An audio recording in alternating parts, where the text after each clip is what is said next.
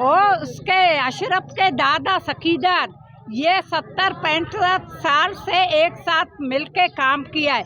ज़मीनें सारे मेरे ससुर के थे और पानी इससे सकीदात से लेता था और उसने मिलके काम करके पानी का हिस्सा देता था। अभी हमारे ज़मीनें को पीछे पीछे उसने लैंड माफिया से बेच दिया।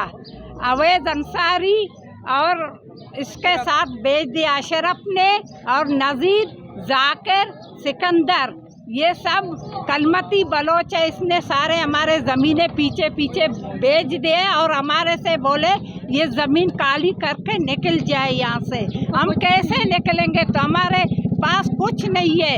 हमारे ऊपर लाया वो दहशतगर्द लाया, हम लोग के ऊपर हमला किया, बच्चों को मार पीट किया, गाड़ी में डाल दिया। फिर हम लोग सारे मोहल्ले के लोग आ गए, हम लोग को बचा लिए।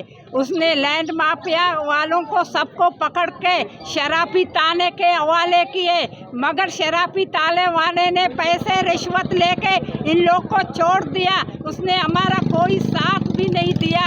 अभी हमारे बच्चे के ऊपर अयाज माजूर लड़का है मेरा 22-24 साल का, उस पर अगवा का इल्ज़ाम लगा दिया नज़ीर ने। अशरफ, ये देखो इसको कैमरे में करो, ये रिश्वतखोर साजिद महमूद रिश्वतखोर ने कल मेरे बच्चे को गिरफ्तार किया। हमने उसको